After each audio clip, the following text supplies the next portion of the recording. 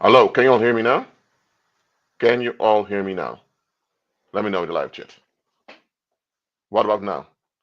You should be able to hear me now. Because all right, thank you all for being here. It's me, Ari Dots at Commerce Sheet. I'm an anthropologist and sociologist. Hit the like button, share this live stream, subscribe to the channel, go member channel. You can check my many novels on Amazon. Here are just a few of them. Thank you very much. And please donate in the links below. And for those who are not aware of it yet, this is my certificate of participating in the International Textile Summit in Guatemala City in 2023. So I'm a foreign investor in Guatemala. Me and my business partners or believers are investing in the country. And at the moment, we urgently need people to join us. So if any one of you can miss a few $1,000s, please contact us immediately so we can arrange something. Thank you very much. Those are legal fees, by the way. But hey, you don't see us go around relying. We don't rely on donations. We're actually working to get things done. However, there are times we need help. So if any of you can miss a few $1,000s right now, let us know, please. Then we can contact our lawyer in Guatemala and get things started with all those that want to invest. But anyway, I just got out of a business meeting with some stakeholder in Guatemala, by the way. But anyway, this fits right into the topic of today. By the way, it's Brother Eddie who requested me to do this live stream. He's in the live stream. He's in the. He's listening to the live stream right now, but because he's driving, he's hands free, so you won't see him texting. No, because safety goes first. But for those who are here, this is what the live stream is going to be about. We as believers, we ought to be relevant in the here and now. It's 2025 now. It's the 13th of January 2025. 10 years ago, I was in my bedroom in my mom's apartment. I couldn't wake up, haunted by nightmares. I had no idea back then I was suffering PTSD. I had no idea back then that some of the bad situations I've encountered while growing up had an effect on me because I couldn't finish my bachelor's degree. I couldn't work. I couldn't do anything. I was just mentally broken down, smacked to the ground. That's what I was. All I could do was pray, decree, and declare. It's all I could do. If you would have told me 10 years ago, in January 2015, Rashid, don't worry, within 10 years, you will have your bachelor and 3 master degrees. You'll have over 20 novels written and published on Amazon. You have lived in South Korea. You'll be invited by the government of Guatemala to participate. You'll get your own certificate, and you'll be a foreign investor in Guatemala also. If you would have told me, and you have over 4 million views on YouTube, you would have a whole team supporting you by the time. If you were told me all that 10 years ago, I would have cussed you out. Say, man, get out of my face. If you don't see I'm suffering now, can you help me now? Hey, I was down financially, I was down mentally, I was down physically, I was down. But you know what? Well, you know what wasn't down? My faith. I kept walking by faith, and guess what? It all overturned. We need to be relevant. You know, I keep showing this on invitation. I was in Guatemala. Oh, let me share my screen with you. Hold on. Okay, let me share my screen.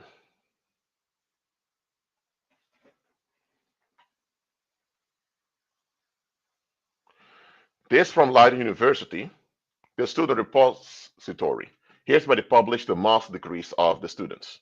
So I typed in DOSIT in the collections. This is my bachelor thesis over here, which is under embargo, so they don't show the bachelor thesis that's over there. It's Dutch for how are queer women presented in media and film in the Western world. That was the topic of my bachelor thesis, which I had to redo after recovering. So that was I had it over 2016 because I had to redo it, and I graduated 2017 because I had to do some extra courses to fill in the amount of points. So that was that. This is my first master thesis right over here. The EU's human rights conditionality in Honduras challenged by China's increasing influence in Central America. Yeah, this named my supervisor back then. And hold on. You should be able to open it right over here. Yes, that's my master thesis right over there, my first master thesis. And yep, I love using a lot of references. So you know I'm not talking bullshit. Okay? Now, this is my second. This was my second master degree in Latin American studies. For this one, I went to Guatemala to do field work. Oh, and by the way, this image over here, this is what I've taken this image myself in Guatemala. This one too. These images were taken by me directly in Guatemala in 2019. This one on website, Dr. Lewis Textiles, by the way, our textile enterprise in Guatemala. So just so you know. And yeah, controversy in Guatemala's informal textile economy. I went in 2019. This was published 2020. I graduated.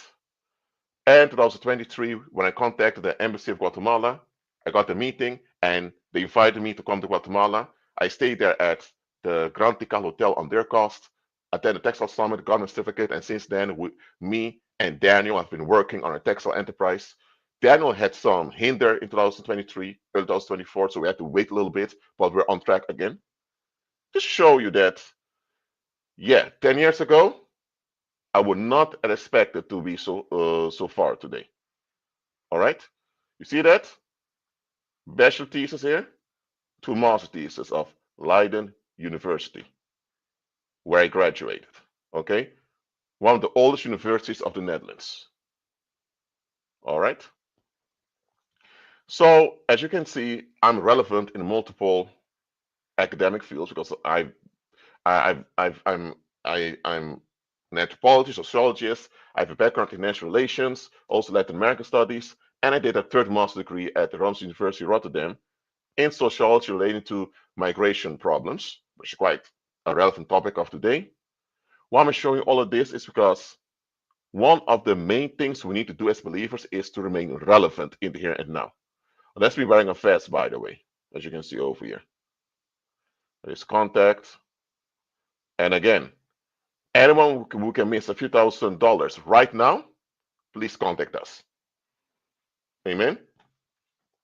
But okay. You know what? Let me thesis.your.nl. Hold on. Now going to Erasmus University Rotterdam. Go to their thesis repository. Let me type in DOSIT. See what I get. Ah, here I am. This was my third master's degree. It was a thesis about racism, and the title was Perception about Black Migrants in Korean and Japanese media. You can download it over here, open it up, and here's the thesis. You can read it online for yourself. This was a lot of work to do, y'all. Nevertheless, I did it. It was all worth it. I just shown you receipts. So when I call myself an anthropologist and sociologist, hey, do you see it? See what's written here? Sociology. Yes. So when it comes to anthropologists and sociologists, these are the receipts. I'm not lying. I'm not bullshitting. Absolutely not. Because some people think that I'm exaggerating, trying to be something. Listen, I am someone. I'm not something. I am someone. Okay. So Oh, and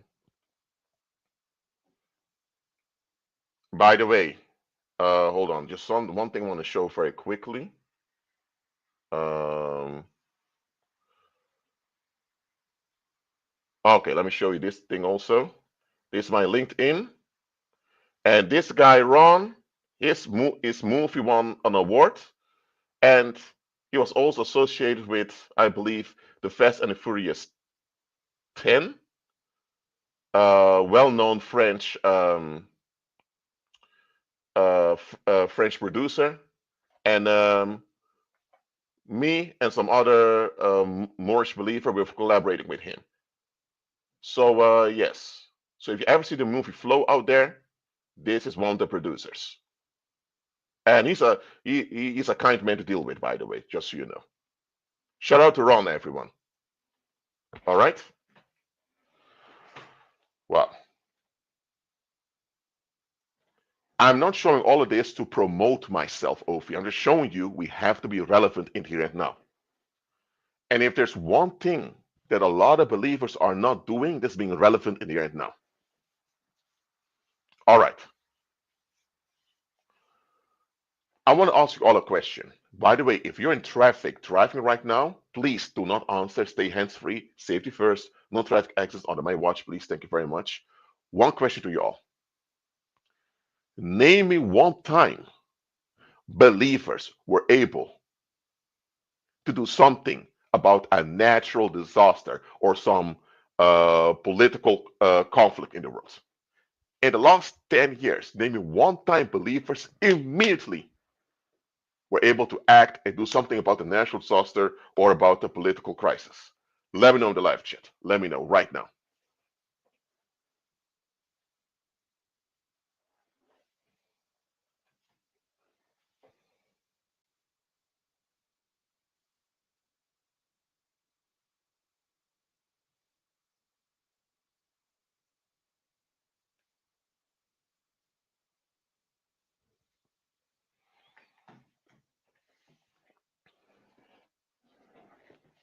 Wow. I didn't get any examples from you guys. In the past 10 years, name me any time believers were able to intervene directly when there was a natural disaster or when there was a political crisis. I asked this question. You should be able to give me hundreds of examples.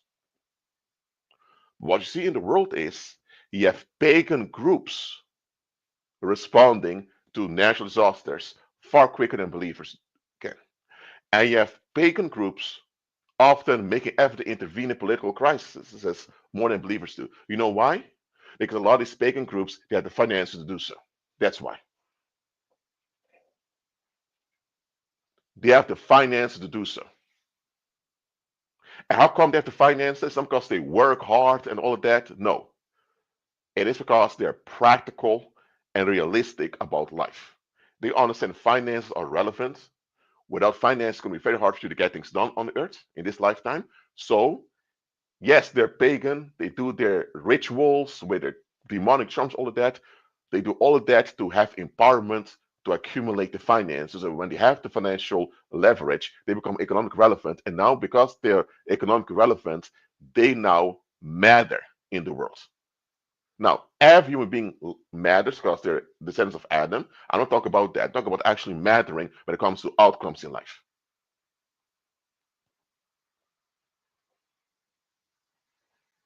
What have believers been doing for the past decades? What have believers been doing in the past decades?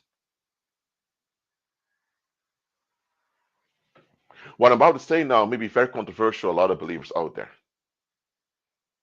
But let me tell you one thing. Believers should be the one running all the cash of the world. Believers should be the ones running all the finances of the world. Yes.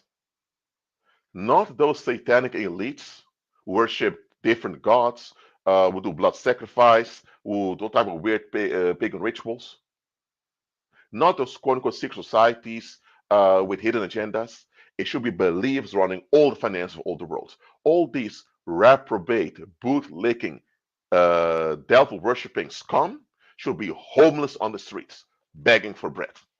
Now, we don't wish harm on anyone. However, if there's any group on earth who should go through homelessness and all this decline, is the boot-licking devil worshippers who sell out human species. Those low-life human beings, the fact they sell us as a species out, they should be they should have all the tragedy hitting them.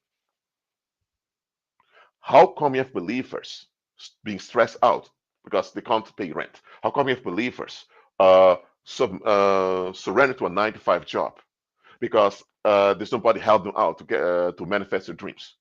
But then you have pagans who worship moon goddesses, going to forests, undressing, dancing naked, all type of weird stuff, and they have things manifesting for them. They have their own shop, they have their own fashion brand, things happening for them. And believers who talk about the rapture or Jesus coming back soon, or Satan around the world, we can't do anything.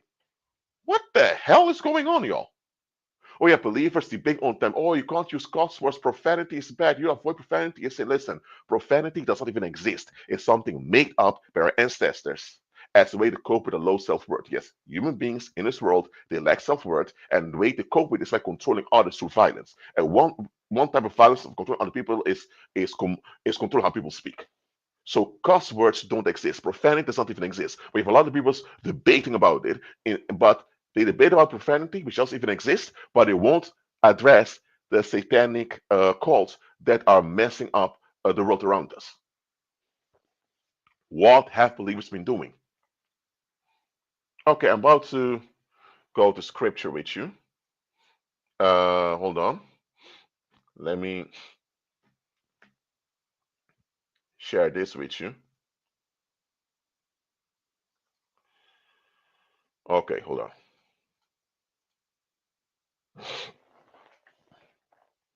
And he spake a parable unto them. Okay, this Luke chapter 18, verse 1 to 8. This is what Jesus said. Verse 18, and he, Jesus, spake a parable unto them to this end, that men ought always to pray and not to faint. So prayer should be your lifestyle. Praying and fasting should be your lifestyle, absolutely. Let's continue. Saying, there was in a city a judge, which feared not God, neither guarded men. So this was just a reprobate who thought he could do whatever he wants, he can will whatever he wills. And because he has a leverage, people have no choice but to deal with him. Verse 3, and there was a widow in that city, and she came unto him, saying, avenge me of mine adversary. And he would not for a while. But afterwards he said within himself, though I fear not God nor regard men, yet because this widow troubled me, I will avenge her, lest by her continual coming she weary me. And the Lord said, hear what the unjust judge said. And shall not God avenge his own elect, which cry day and night unto him, till he bear long with them? I tell you that he will avenge them speedily. Nevertheless, when the Son of Man cometh, shall he find faith on the earth? So let me paraphrase this. Christ is saying the following. Back then, in the Roman Empire, as you know, the Romans appointed judges with jurisdictions to make sure there was civil order. A Roman judge had the obligation, to the best of his ability, to keep civil order on behalf of Rome, on behalf of the emperor. If a Roman judge failed in doing so, he and his family could face repercussions by the Roman government. Rome was quite strict in that. Corruption amongst judges, oh my God, that was a death sentence immediately. But anyway, so you have this judge appointed by Rome, and you have this civilian over there, this this woman who lost her husband. She's a widow, she's vulnerable, and the people make life hard on her. She goes to a judge to get her justice. But the judge is a low life reprobate who doesn't give a damn neither about himself nor other people. And the low life judge always been excused that he was not interested. The problem is he's a judge. That's his function in society. He as a judge, it's his obligation to intervene when things go wrong locally. So he was actually breaching his oath to Rome by now. So this judge was in trouble anyway. The thing is, most widows would walk away because if they keep coming to the courthouse uninvited, they can be arrested for contempt of court. But this woman didn't care. She kept coming to the courthouse over and over again. She wouldn't give up. By her keep coming over there, all the other people at the court realized, hold on a minute, why isn't judge listening to this woman? This woman has a legitimate case. Why is the judge? So her persistence caused a lot of people at the courthouse to doubt the Roman legal system. Because according to Roman law, the judge should intervene. So a lot of people thought, why is the judge intervening? So her keep going over there even got attention from the public. People thought, hold on a minute. Rome is claiming that they are the light of the world, that they need to civilize the world. Hold on a minute, you have a widow over here that's oppressed. She goes to the government for help, and the government treats her like this. So her persistent attitude, even it exposed something embarrassing about the Roman society, and even caused people to lose trust in the Roman legal system. So as you see, what this woman was doing was bringing a lot of problems for the Roman government. So eventually, this judge, I don't know who told them, whether it was an evil spirit or someone from higher up from Rome, told them, listen, if you don't act on behalf of this woman right now, you're going to be in big trouble with us. And because the guy didn't want to go get in trouble, thought, you know what, let me do what I should have done a long time ago. Did the man improve? Did he change? Did he become a better human being? No. He was the same wicked, stupid, on his way to hell reprobate. However, he now had no choice but to use his leverage on behalf of this widow who was in need. Do you guys understand this parable now? Let me know in the live chat. Let me know.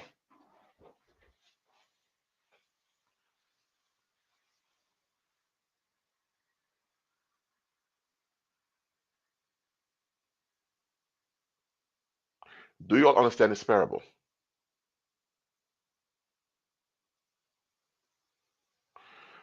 Question to you. I have some question for you. I want you all to answer right now. Did this woman have military might with her? Did this woman have military might with her? We're going through it step by step for you all. So you all will learn. Did this widow have military might?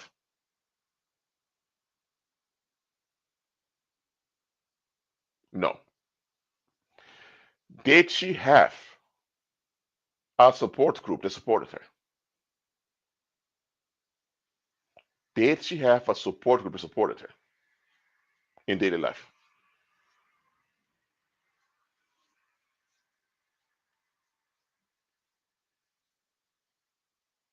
Okay. She had no support group, so no friends, no family helping her out. She had no military on the side to enforce anything. The only thing she had was her persistence. And this low life, on his way to hell, reprobate of a judge, had no choice but eventually give in to her. So who really had power over here? That wicked, on his way to hell judge in the Roman courthouse, or this widow? Who really had power over here? Let me know in the live chat. Who really had power over here?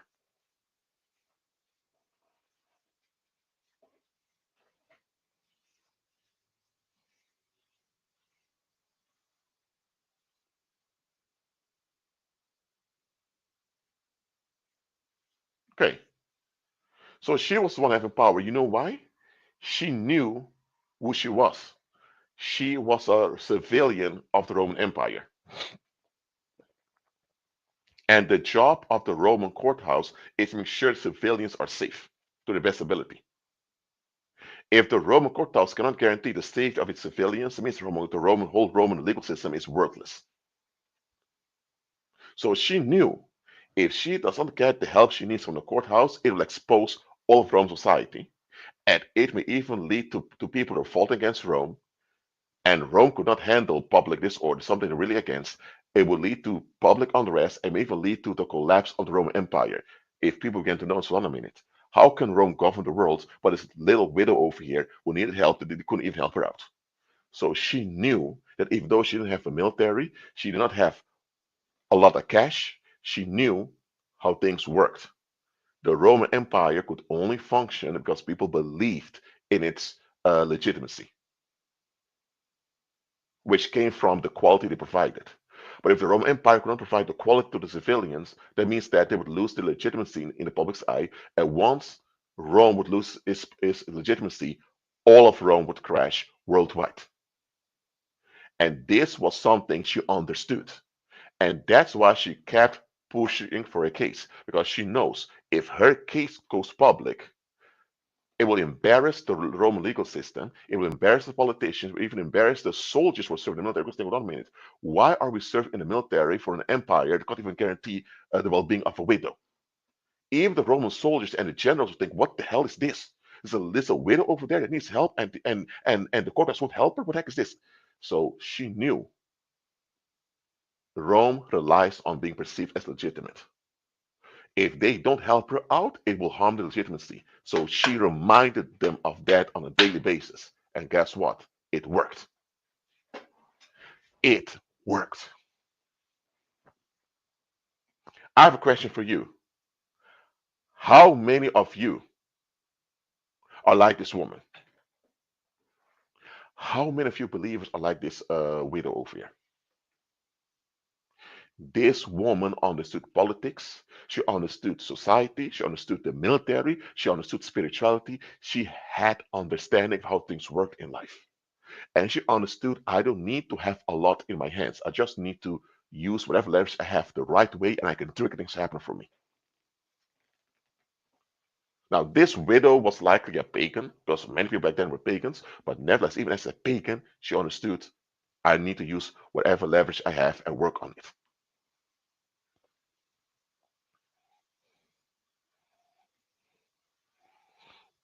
Let me tell you what the problem is with a lot of believers. A lot of you believers don't value yourselves properly. You lack self worth. So, just like unbelief, you're still chasing emotional payment.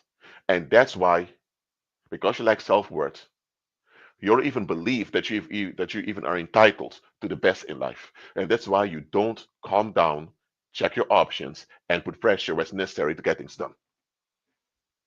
The problem is not the Heavenly Father. It's not the holy angelic beings. The problem is not even Satan and evil spirits who roam the earth. The problem is not even the secret societies, the Satanists, the devil worshippers. It's not even them. It's not even the reprobates walking around. The problem is you. You don't believe. And because you're operating, because you have unbelief, you develop bitterness, and you are weighting yourself down. You become invested in tragedy, and that's the problem with a lot of believers. I'm saying for what it is.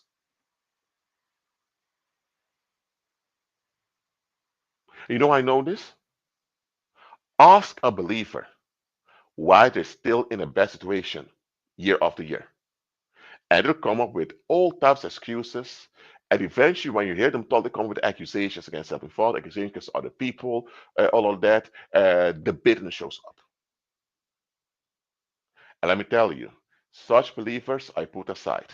I, we're still brothers and sisters in Christ. We're still we're all saved, but God, you're still in disobedience. So I cannot fellowship with you. Simple as that.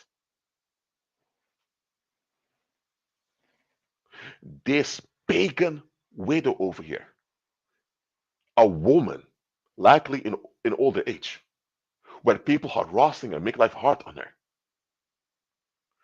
She understood politics. She understood the military. She understood society, and she knew Rome relies on being perceived as legitimate.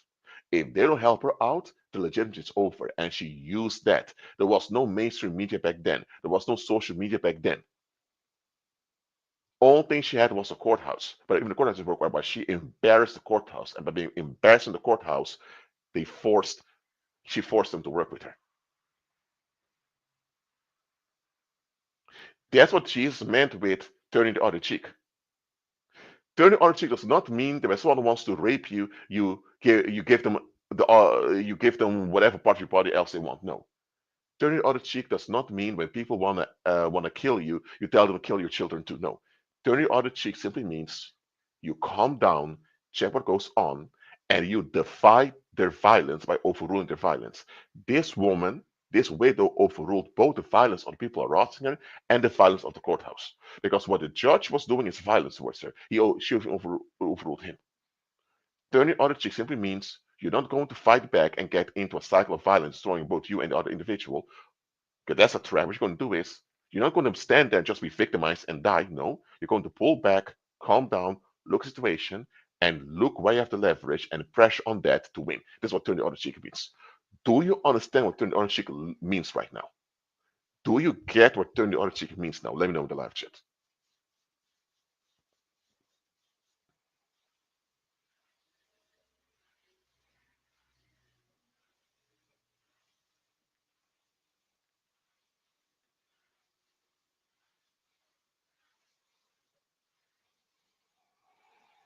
Okay. So turn the other when Jesus said let your yes be yes and no be no, he didn't say when you say yes, keep your yes. When you say no, keep no. Jesus did not say to hold on to your decision. No. The church says when you make up your mind, hold on to it. That's not what Jesus meant. Let your yes be yes and your no be no. What Jesus meant with that is listen, in life, you have to rely on the guidance of your Father. You have to be flexible. Your yes and your no is based on your effort and your understanding. Don't rely on your own understanding. Don't rely on your own yes and no. Rely on God's guidance. If God tells you do something, you do it. Even if you don't want to do it, even if you feel like I don't want to do this, when God guides you to do it, you do it. If you went there to do something, but every father pulls you away, you do it differently.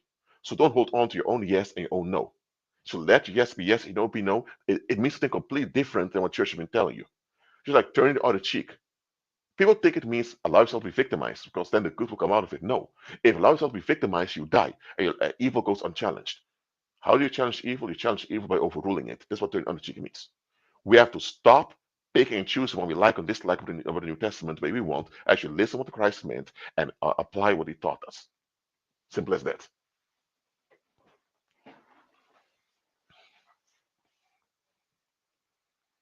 Listen, I'm just telling you, we need. The Bible even says in the Old Testament, people perish through the lack of knowledge. But let me look it up.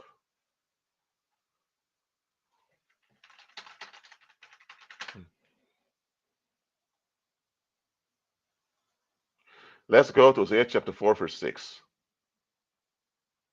My people are destroyed for lack of knowledge. Because thou hast rejected knowledge, I will also reject thee, that thou shalt not be priest to me. Seeing thou hast forgotten the law of thy God, I will also forget thy children. Okay, let me just paraphrase what God is saying here. God is saying, look, you're not even realistic about your situation. You should be open to learn and improve and let go of any way of thinking or feeling you have.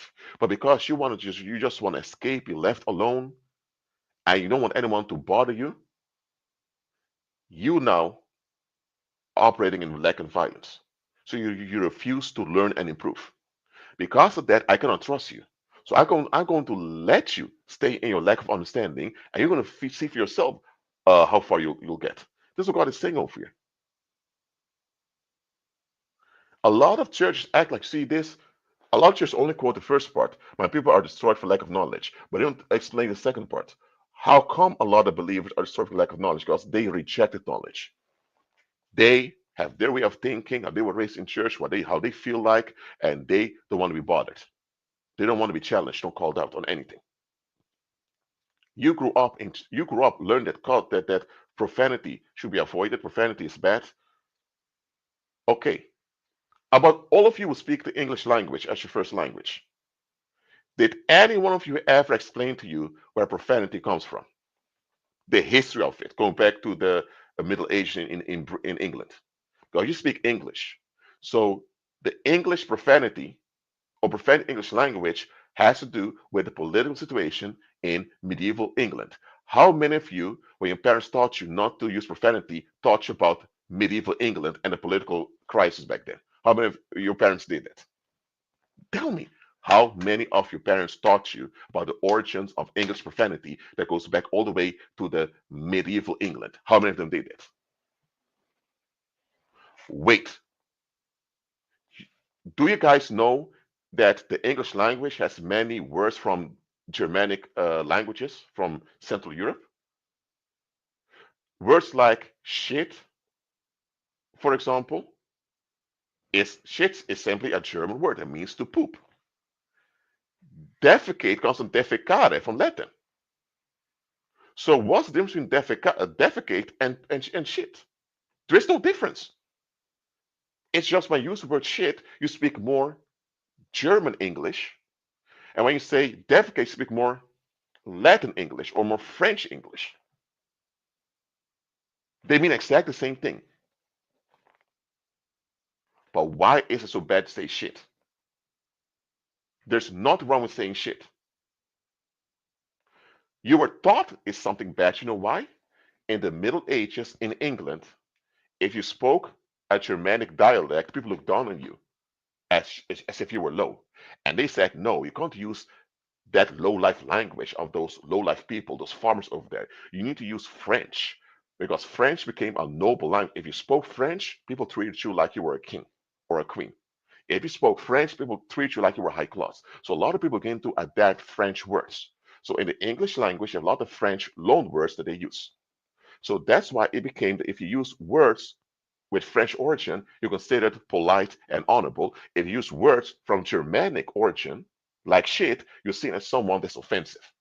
Because back then, that was the culture that was developed in England. My question, a lot of you guys from the United States, a lot of you have never been in the United Kingdom. You've never been to England. Some of you don't even know English people. And as a matter of fact, none of you lived through the Middle Ages because those are centuries ago. So why is the word shit trigger you like that?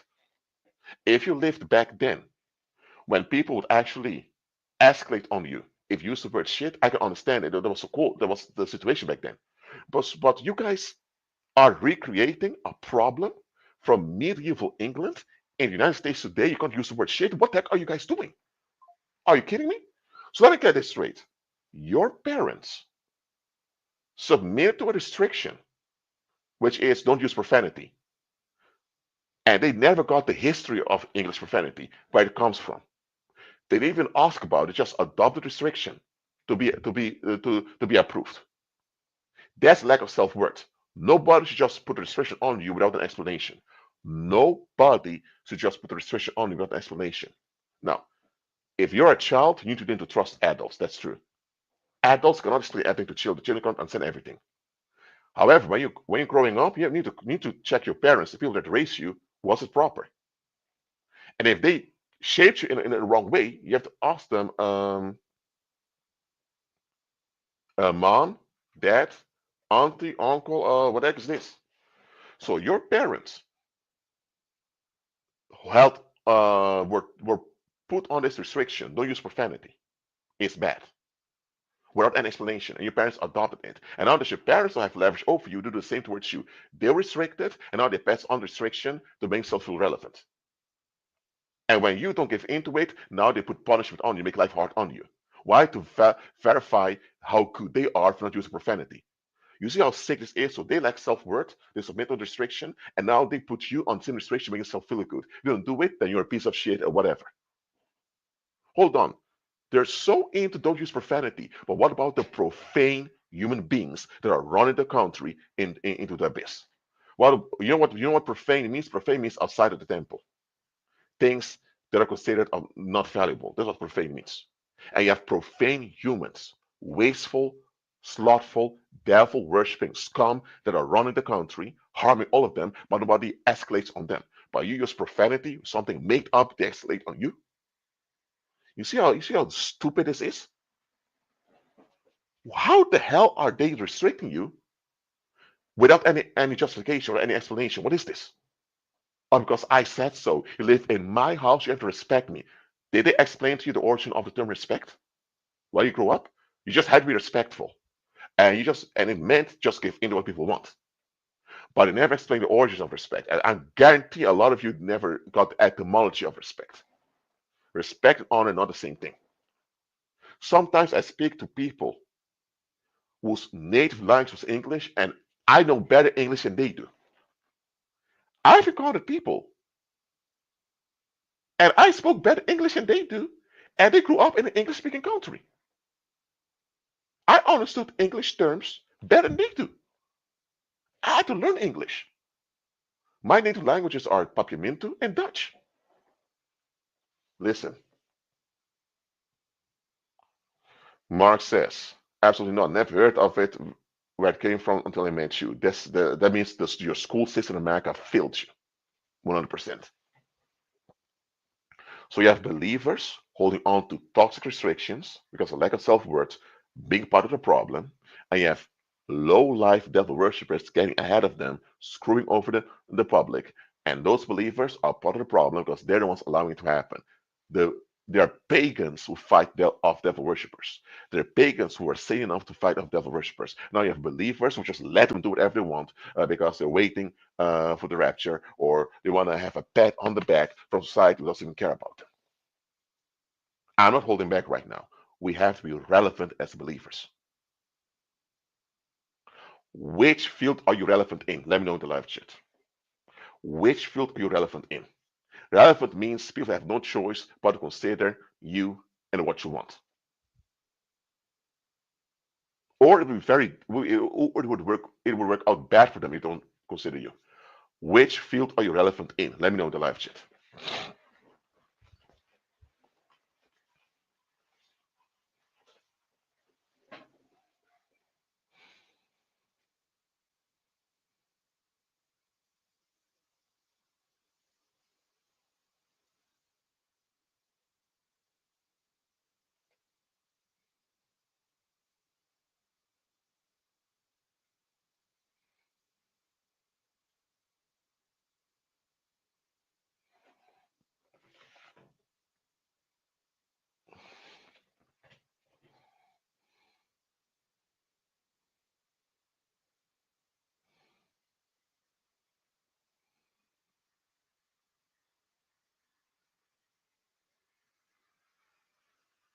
Okay.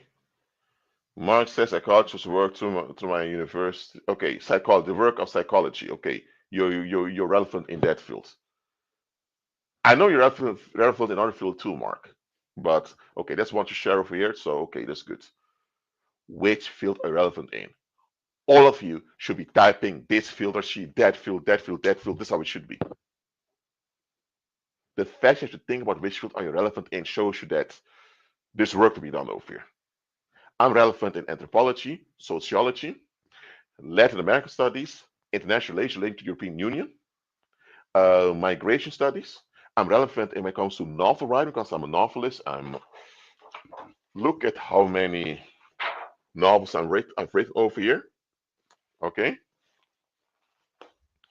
as a matter of fact, hold on.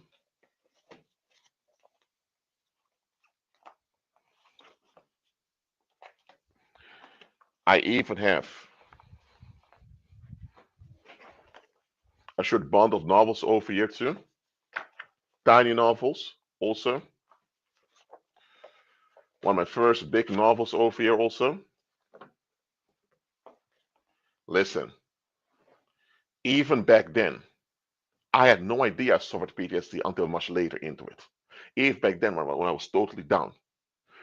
Listen, I published a tiny little story back 2011, and it was this Chinese woman who bought that book. It's a tiny book I wrote 2011 something. I totally forgot about it. So 2016, I began to just write stories. Just to cope what's going on. I was looking into historical documents to just generate fictional stories based on history and all of that. I did with ancient Rome, ancient Scandinavia.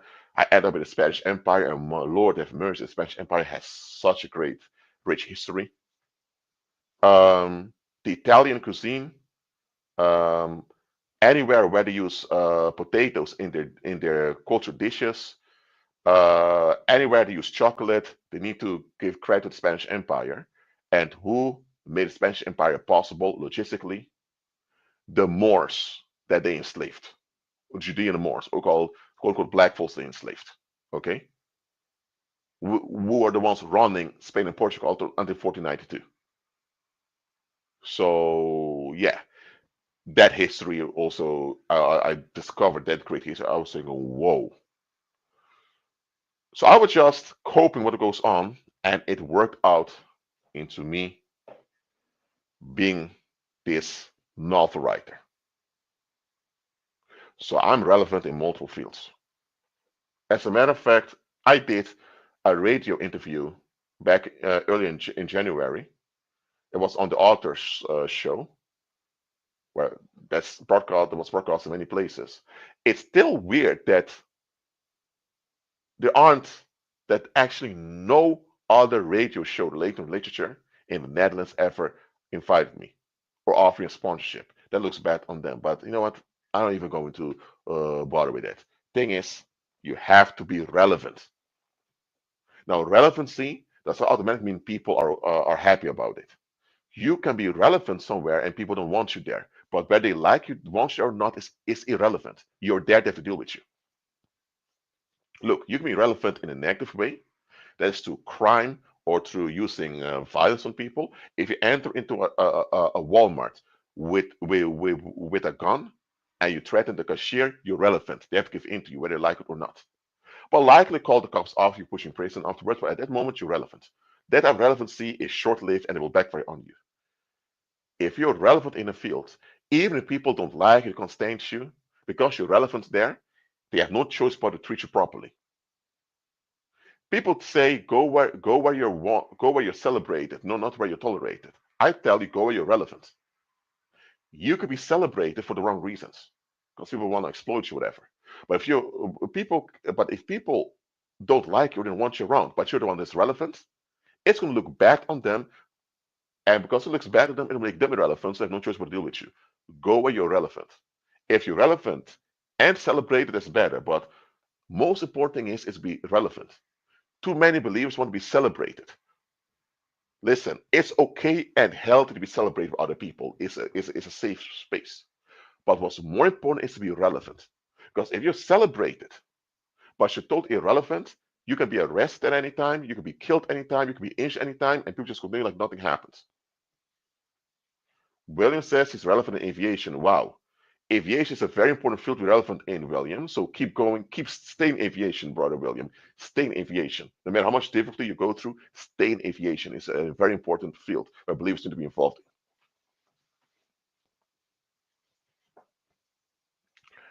Hey, you are a journalist, Mark. Okay, you're relevant over there. I don't care if you're just starting or where you've been there for 20, 30 years.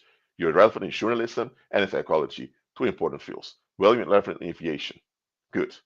All of you should have at least one field you're relevant in. Preferably multiple fields, but if you can only handle one field, be relevant in that field. Believers have to be relevant. If you have free time, consider learning a new language, consider learning a new skill, consider learning a new sport, or learn to play chess or whatever. Make sure whatever you do, you can expand yourself and increase.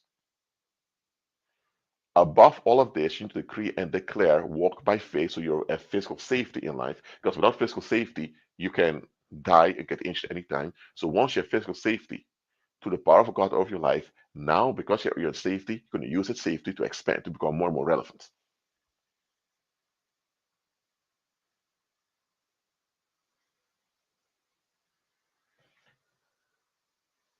Okay, Mark Rashid Dawes once said, if you're looking to be celebrated by the world, then you are seeking divine affection from people in the world. Absolutely. I said it. Actually, I said to you individually one time.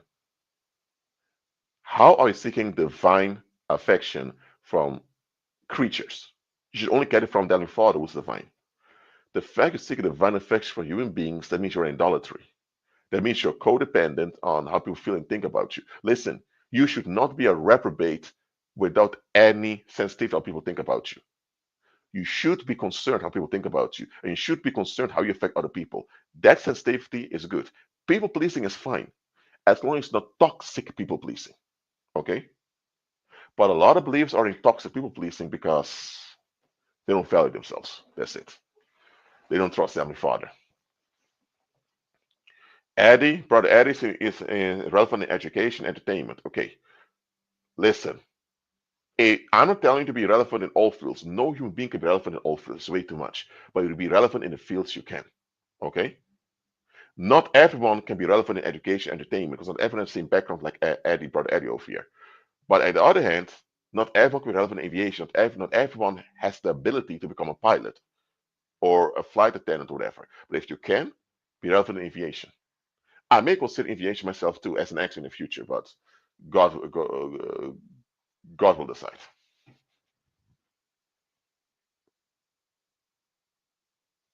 Listen,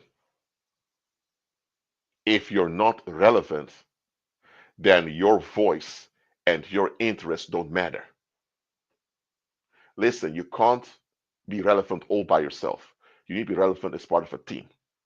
That's why in the world they form political parties. Did any of your parents or teacher in school ever explain to you what a political party is really about? If yes, tell me briefly in live chat what a political party is really about. I'm not telling you to go into politics. I'm telling you to do that.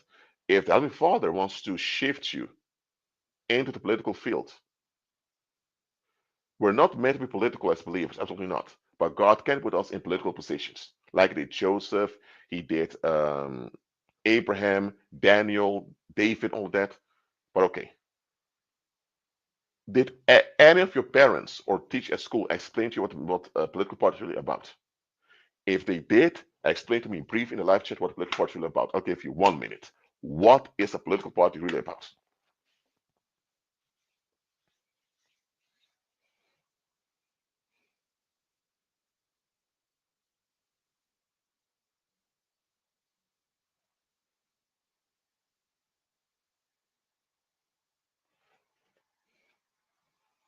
Lord have mercy. Mark said no one actually talks about what it's really actually about. They just talk about politics. Okay, anyone else? Within 30 seconds, I'm going to continue. What are political parties really about? Okay, let me explain politics very quickly. Politics is when you or the people around you want an outcome you cannot justify. Because what you want does not add up, or what you want is unfair towards others. But because you don't want to let go of what you want, now you're looking for ways to get it done with the least bloodshed possible. Because if you go right out to get it, it will lead to bloodshed and fights. So politics is all about getting something you want that you know you cannot justify. For example, you want to be able to fire all your workers anytime you want, without having to regarding that they have to pay bills too. That's inhuman, it's inconsiderate, and it goes against the well-being of the community. There's no way you as an employee want so much power that you can just treat people however you want. You can't justify it. However, you still want to be able to do that because you don't want to give up your narcissistic desire for power. So now you join other people who advocate for the same thing. Oh, let's go right wing. No, less infringement from the government, more freedom, freedom, freedom. What they mean freedom is just want to do whatever they want without any consequences, which is not freedom, which is recklessness. So you have people who want to be reckless, but they're not going to only say, hey, we want to be reckless, will with every will, and fuck you all. They're not going to say that because that's really what they're about. But they can't openly say that and come out for it. So what they'll say is that we want freedom. The government is too intrusive. We want more privacy. They're going to sugarcoat what they want with all these fancy terms to let you think one thing, but actually just want to be reckless. That's politics. So a political party is a bunch of people coming together to achieve an outcome that they know they cannot get away with. But they want to achieve the outcome together because as a group they stand stronger together. Okay? That's what the politics is all about. One guy one time said politics is warfare without the military. That's really what politics is. Now, so how many of you ever had this explanation before about politics in your life? How many of you ever had this explanation before about what politics really is? Let me know in the live chat. How many of you were ever explaining this like I did now before about what politics really is? Let me know how many of you.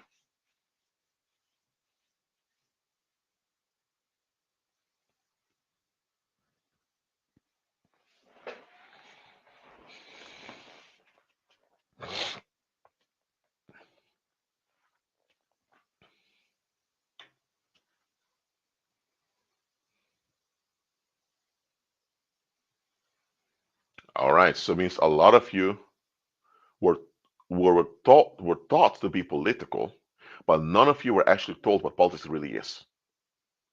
Well, now you know. So when you look at, for example, the Democrats in the United States, or the Republicans in the United States, or the Green Party, or the Libertarians, always ask yourself, what is it that their voters want that they can't get away with? if they come out with it openly. Because that's really what they're all about. This is why political parties even exist. If you want to get something done that you can justify it, it's civil society. Civil society is when groups of people coming together to form groups to get something done. That's civil society. Civil society is when you have something that's actually worthwhile that you want to get done. So there's a difference in civil society and political parties. A civil society group actually has a legitimate thing they are advocating for, like more safety on the streets, or they want better roads, or they want more protection for women in public, or they want lower food prices because people are starving and all that. So civil society is all about getting legitimate needs met in the public. Political parties all about we want to escape and want someone to facilitate our escape without us looking bad. We want the politician to do the dirty job for us so that he gets all the blame and we get the relief where anyone seeing us as guilty. This is what politics is. And let me tell you one thing. Pagans understand politics very well. They know the difference between civil society and politics. They understand the difference. A lot of people don't understand the difference. They think civil society is a type of politics. No, it's not. Politics can also happen without government. It's just that the government is a place where a lot of politics happens. Politics can also happen in church. Politics can also happen in the family. Like there is this nephew of yours somebody wants to deal with, and they all scapegoat this nephew, but they want to get away with it. There's also politics. Listen, I'm telling you this. Pagans understand politics. And even though pagans, a lot of them don't want anything to do with politics, they understand, okay, we don't want to be involved in politics, but politics does affect us. You don't have to vote. At least in the United States, you don't have to. The Netherlands also not. There are countries where you don't vote, you get a fine. I believe Australia is like that, if I'm correct. Belgium, I believe you also get a fine if you don't vote. But anyway, in most cases, you don't have to vote. But listen, you don't have to vote. But the thing is, the voting may not determine who's getting into office directly, but the voting does show what the public want. And if you do not vote and you complain later, because hold on a minute, even though the voting will not determine the whole outcome, the voting is your option to participate. Okay, if you participate and things go wrong, at least you did your part. But now you're not doing your part, but you still open your mouth to complaining, what do you have to offer? So, okay, so paying understand, okay, you know what? Even if there are no good political parties whatsoever, even if all political parties are shit and nasty, choose the least nasty of them. Because listen, one of them is going to have a grip over you anyway. So if you have an ability to steer it in the least worst direction you can. You see what I mean? By doing that, you now can later open your mind and say, okay, I vote for that party, but I'm disappointed. Okay, why disappointed? Now you have a reason to talk. If you didn't vote, you just neglected the whole thing. You say, okay, why are you running your mouth now? You didn't do anything. You see what I mean? What I'm saying is that believers need to understand how things work. You don't have to study 10 master degrees to understand everything. No. You don't have to be a PhD in every field. No, you just need to know generally how things work, how things happen in history, so you know what to do about things today. For those from the United States, how many of you read the Treaty of Paris, which recognized independence from the United States? How many of you read the Treaty of Paris before in your life? Let me know in the live chat. How many of you read the Treaty of Paris of 1783, which confirmed independence of the United States? There was no US Constitution yet. The US Constitution came in 1788. Came the US Constitution. 1783, you had the Treaty of Paris. How many of you Americans have ever read the Treaty of Paris? Let me know in the live chat.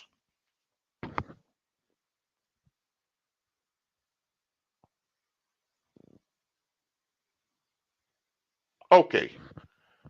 How many of you read the J Treaty, which shaped the economy of the United States back then, and which is a guiding document even till this day? Treaty of Paris, J Treaty. J Treaty, I believe, is 1794, if I'm correct. Okay, the Treaty of Paris and the Jay Treaty, very important treaties that shaped how the United States developed. Those should be the documents every child going to school should learn about in the United States, and they should read it. You should have clauses, even in middle school, talk about the Jay Treaty and the Treaty of Paris. Instead, you see in the United States, they want you to pledge allegiance to the flag. They want you to pledge allegiance to something you don't even understand. Because a lot of Americans have ideas about the United States, were just ideas they got from mainstream media and from movies. When you actually read the treaties, you read the Constitution of the United States, you read the state constitutions also, because every state in the United States also has its own constitution. A lot of people don't know that. And the state constitutions are more important in life than the US Constitution. If you live in the United States, a lot of people don't even understand that. So, Treaty of Paris, the Jay Treaty. You also had the US Constitution. You also had the Treaty of Friendship with Morocco, which is a very important treaty.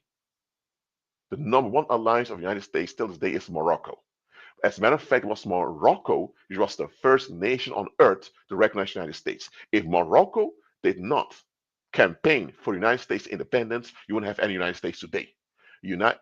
When people celebrate 4th of July, also talk about, our founding British fathers fought for the freedom from the tyranny of the British King, blah, blah, blah. Listen, Britain and Morocco had strong commercial ties, and Morocco had leverage over Britain back then. If it wasn't for Morocco campaigning for the United States to be independent from Britain, likely would have never happened. That's why the peace of treaty of friendship, peace treaty of friendship with Morocco is the most long-standing ally between the United States and any other country. I hope you ever were taught in school about the peace treaty between the United States and Morocco, peace and friendship treaty between the United States and Morocco. I hope you learned about that. I hope you did. Treaty of Paris, Jay Treaty, Treaty of Peace and Friendship between the United States and Morocco, US Constitution. Those are the main documents every child should learn and understand to the T. But most US people don't know any of these documents, even the Constitution.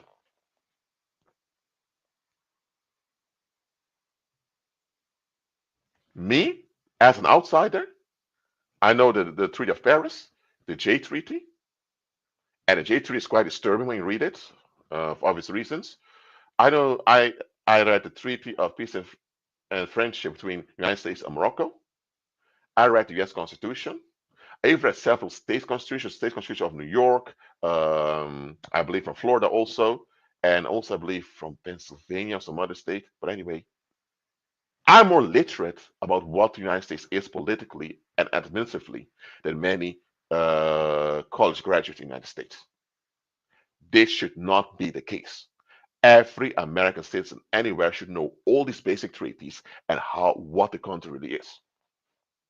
So if you're in the United States now, I want you to read the Treaty of Paris, 1783, the Treaty of Peace and Friendship with Morocco, 1786, and the peace treaty with Morocco came even before the U.S. Constitution. You know what I mean? So the treaties are more important than the U.S. Constitution because it's the treaties that determine the treaties. Anywhere you go in the world, international treaties are above national law. Every country, international treaties are above national law. Also, the United States. And the United States had treaties even before they had the Constitution to begin with. So, when all of you American citizens were believers, Treaty of Paris, 1783, Friendship Treaty with Morocco, 1786, the U.S. Constitution, the Jay Treaty, 1794, I believe. All those base things, I want you to read them and understand it. So you know what the United States is really about. And it's not what Hollywood has been telling you. It's not what mainstream media is telling you it is. By doing this, you make sure you know what you talk about when you talk about the United States. Because a lot of people from the United States don't even know what they're talking about when they talk about their own country. Because they don't even understand their own country. Me, I grew up in the Netherlands. Curacao, where I was born, is part of the Kingdom of the Netherlands, so I have a Dutch nationality. I read the Constitution of the Netherlands, the Statute of the Kingdom of the Netherlands. I read constitutional reforms of the Netherlands, all those things in my teenage years. And there was a school who made me do it because school didn't even talk about these things directly. Or they referred onto them, but didn't actually address them. On my own, I read the Constitution, the Statute of the Kingdom of the Netherlands, all of this. I began to read treaties when I was a teenager, yes. I read treaties. I read in the Declaration of Independence from Australia, the Constitution of Australia, and all that. So I even checked into other countries too. That's why I know so much about many places in the world. I thought to myself as a teenager, how the heck will I have a life in the Netherlands if I don't even know what this country is all about, how it's founded? And let me tell you, I read the Constitution of the Netherlands. I went through the history of the Netherlands. I read historical sources also. And let me tell you, I figured out some very dark stuff. I'm thinking, what the hell is this? A lot of Dutch people, it's their native language where the ancestors lived, all of that, but they don't even understand the country they're in. They even know what they're talking about. How are you going to be relevant and you know what you're dealing with? If you can't read and write, you can watch documentaries on YouTube to get knowledge. Please do that. But anyway, is it clear to you all how important it is for us to know what we're dealing with, know what we're talking about, so that we can be um, effective in the life? Do you understand how important that is? Let me know in the live chat.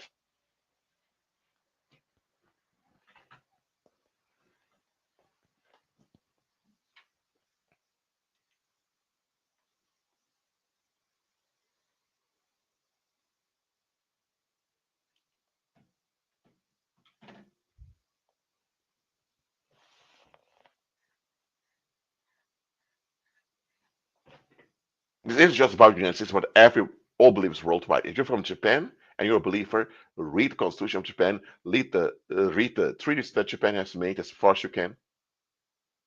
Look into these things, y'all.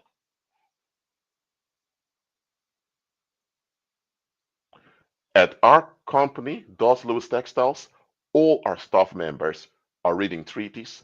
All of them are understanding international trade, international relations. None of our staff members are illiterate. If they came in illiterate, they will not leave illiterate. We want a strong team. And not all of them are believers. But thank God the company is run by believers. Not all of them are believers, but even though they're not believers, or they're under the lead of believers right now. So they have to give a testimony. They're better off after joining our team. Simple as that.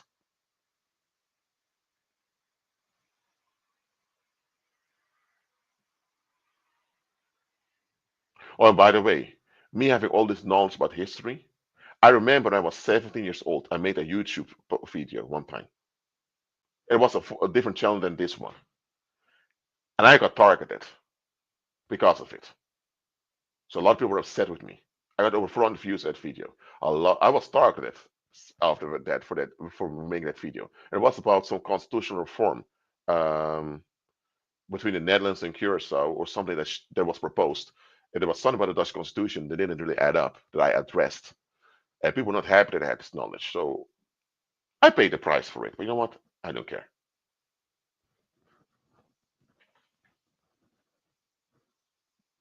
God is good. So do you understand now that being relevant is a command from the Father? Okay.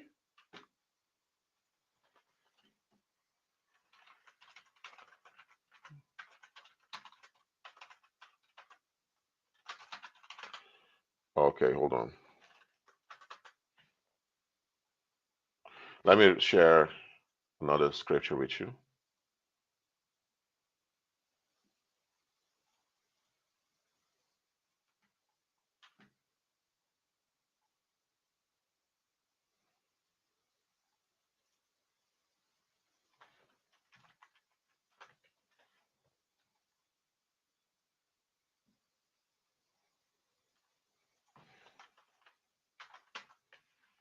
Let's see.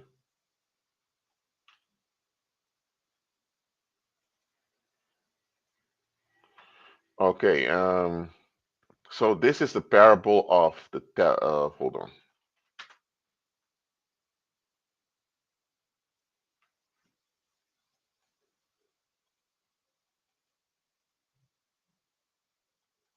So Jesus gave a parable of a nobleman who was about to be crowned king abroad to come back, and he had 10 servants, and he gave them 10 pounds. A pound was a weight of silver or gold. So he gave cash to them and told them, occupy till I come. The citizens of the country hated him, saying, we will not have this man reign over us. That's the world. They say, we don't want Jesus to rule over us. We don't want any father anything to say towards us. We want to escape, be left alone. When you victimize people, we have a right to do so. We will what we will. That's the world. They want to will what they will and escalate anytime they can't escape. They don't want any father to have anything to tell them and call them out on anything. That's the world over here. But this nobleman did not entrust his cash to the masses who were in revolt against him. He entrusted to the 10 servants. You as a believer are one of these servants. And Christ told you, occupy till I come. You know what occupy means? As a matter of fact, let me look, let me show you. Occupy etymology.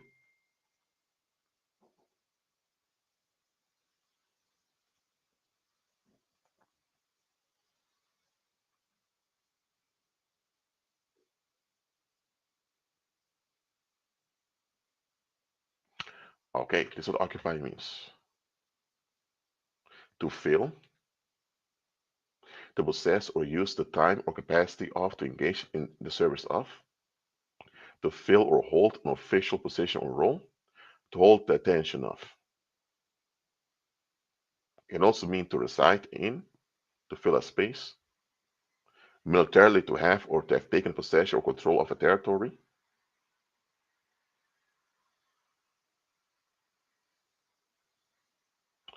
There are other meanings over here, but hey, this one meaning that's often not used anymore, to do business in, to be busy oneself with, to use, to expand, to make use of. Why are these obsolete? So to occupy means you remain active. Till what? Till he comes, till the second coming of Christ. Your whole life, till the day Jesus Christ comes back. Whether you die, whether you're dead by then and Christ resurrects you, or you're still alive when Christ appears, till the day Christ comes back, you should be occupying. You should be relevant all the days of your life. You should carry more weight than any judge or police officer, you know that?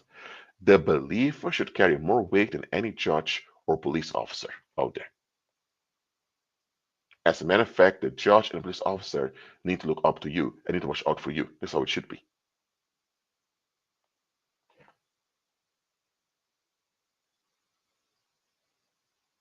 Too many believers are focused on the rebel humans. We're losing it. No, okay, we need to pay attention to them because we're around them and we don't want to make ourselves too accessible to them so that they won't be able to harm us. But the way you live amongst these rebel humans is by having leverage over them to such an extent that they don't even have the ability to harm you, no go against you. How do you achieve that?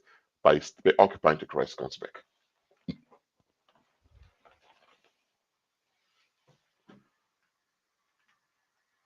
Is this all clear to you? Is this clear to you all? I won't stop writing novels. I won't stop doing research. I won't stop learning other languages. I won't stop making YouTube videos to teach you all. I won't stop being active doing trade internationally. Guatemala is just the beginning with this textile enterprise. More is coming. As a matter of fact, Mark over here is already working with us on a media corporation, so it's all working out. I'm occupying till the day this body of mine expires. This body I'm in right now will expire one day. So one day I'll pass away. When Christ comes back, he will resurrect me. And when he resurrects me, I will have to tell him, Lord, I did all I could. Whether I had a lot of cash or little cash, I did all I could. That's how it should be. I'm not going to die. I'm not going to die with unfinished business. The day I die, I want to die empty. I did all I could. I'm not going to die old, totally waste of life. I'm going to die empty. I'll live a long life in this body, going beyond age 100, absolutely. And the day the body expires, the day I die, I'm going to die empty. I did all I could to the best of my ability all the time, regardless of how stupid and out of line the masses were. Because these masses are not relevant anyway, because they don't even want to serve Heavenly Father. I'm relevant. So why am I not operating my relevancy? So how to use your relevancy? Calm down. You need to fast and pray. Pray and fasting, very important. Then look around you, examine the situation, see where you can gain more knowledge for your environment. If you can read and write, go read some treaties to understand how your country is based on, read constitutions. Also, check out international relations work. Check how um, check the history of your location. Gain all this basic knowledge and use them to your best ability. And the most important thing is join other believers who are willing to make it with you. And listen, it's not all about the cash, but the cash is the important factor that we need to master. So again, and if you're watching this, if you can miss a few $1,000s now that you have on your savings account or whatever, consider talk to us immediately because we're making steps in Guatemala now, and we need you guys to help us out. Okay? And we can negotiate your role in our enterprise, or maybe we do I'd say a joint venture with you. But anyway, we need investments right now, so please contact us. If you're willing to write us a check immediately, please do so. Praise the Lord.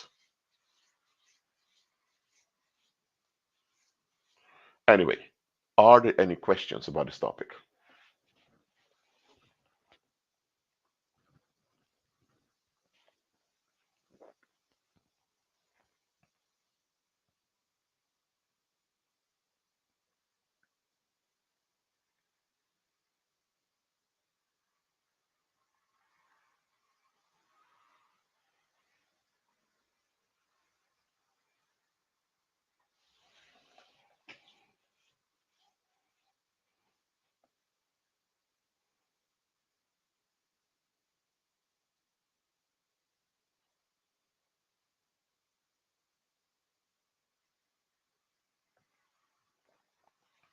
Mhm.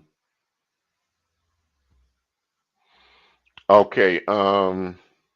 If we should donate for Guatemala, let me see how we can do this fairly. Because if you're from the United States and use PayPal, United States with PayPal has a tendency to take like 20, 30% from what you're sending, and we don't want to do that. You can do it through PayPal if you want. If you're from the United States, let us know beforehand because then we know that PayPal will take a little bit off it. Um, or you can email us, and I will generate a bank link for you, or give you the details of the bank itself. You can donate towards there. If you want to use PayPal, that's fine. You can do that. Uh, but if you're from the United States, don't exceed $5,000 all at once because even though I'm a Dutch citizen, so I'm able to receive it, the FBI may come after you. Just so you know. Anyway, the best thing is either do PayPal, it's lower than 5,000, it's above 5,000, contact us, we'll make a bank link for you, and you can send it to that link. Or if you do it in multiple payments, if it's above 5,000, you can do that too. Is that clear, Sasha Marie? PayPal is lower than 5,000 per transaction.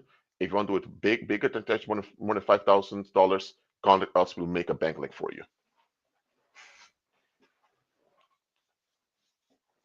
Yeah, the United States has a tendency to come after you when you send big amounts through PayPal. One time a believer sent me a big donation. Thank you very much for the believer. She's not here in the live chat now. And PayPal began to ask me questions. I had to verify myself. There was a whole investigation going on about it. They did this twice. But anyway, Those are the methods of transportation we have for finances for now. Until there's a believer version of PayPal, this is what we have to deal with. And that's why we have to be relevant so we can have our own services. So we don't have to deal with all this worldly bullshit. Okay? And if you donate for Guatemala, write in Guatemala business. So that put a description in it so that if whoever wants to um, check the, how do I say it, transaction, they can say, oh, it goes for that. Because if you just send it blandly, they may, oh, you type Guatemala, okay, that's good. That they can ask me about Guatemala, because if you just send it without any description, they may think, is this money laundering? Is this drugs, whatever? They can make up stuff just to hinder you. We don't give any excuses. Thank you very much for your donation, Sasha Marie. Thank you very much. Every little bit is appreciated. Thank you.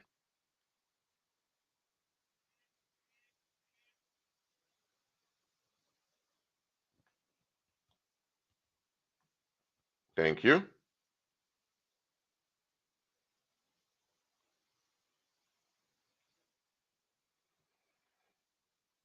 And as a matter of fact, Sasha Marie, I'm going to note you down as one of the people that we're going to contact in the future for a return. Once the business is making a lot of capital, we're going to contact you to see how we can invest in you back. Okay?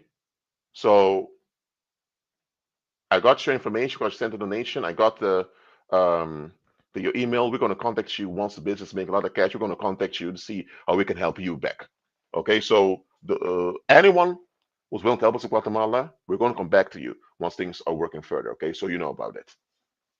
That's why I want proof that you helped us out, so that when we later have a lot of capital and we want to invest in you back, we can have a reference to say, hey, she helped us out, we helped us out, we're doing something back now. Okay? Because if we would come, let's say our textile enterprise makes a few $1 million, and we want to come back to, let's say, Sasha Marie to help her out with her in the neighborhood, they may think, why is this guy from the Netherlands suddenly wants to help out this individual over here? What goes on? Is this criminality? This and that? Guys, calm down. You see this donation over here, Guatemala. See this live stream over here when I ask for it. Okay, this individual help us out. We're doing something back. Okay, calm down. That's how we do it.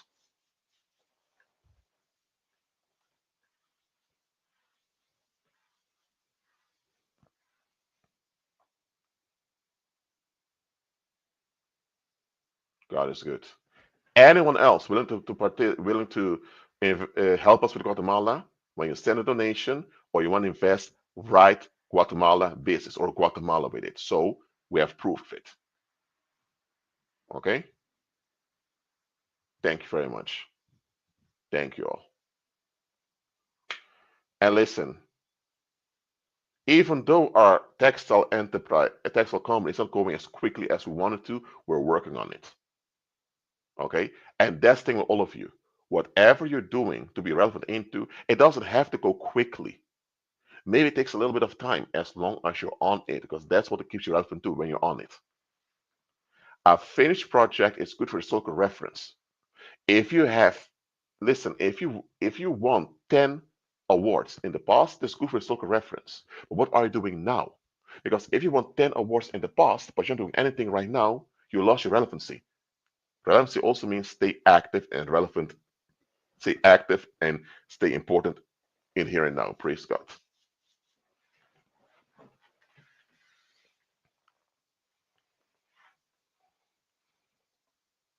Amen. Any questions about this topic? Just show it again. Yep, certificate from the government of Guatemala. I'm a foreign investor over there. Yes, here's the receipt.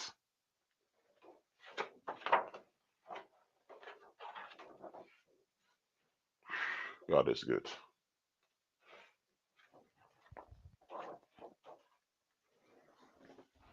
God is good, y'all. Anyway, one more time. Willing to help us out with Guatemala? You can miss a few thousand, especially you can miss on a few $1,000s right now. Either send through PayPal if it's a transaction lower than 5,000, or you can send one transaction lower than 5,000, or if it's you want to do a one big transaction, contact us so we can send you a bank link. Okay, well that's it for now. Thank you all for being here. Keep dreaming in Christ. Be at peace. Okay, hit the like button, share the slides, subscribe to the channel, become a member of the channel. Check my on Amazon. You can donate the links below, or you can donate to Guatemala too for our project over there. And I'll see you next time. And please stay relevant. That's important for now. Be at peace.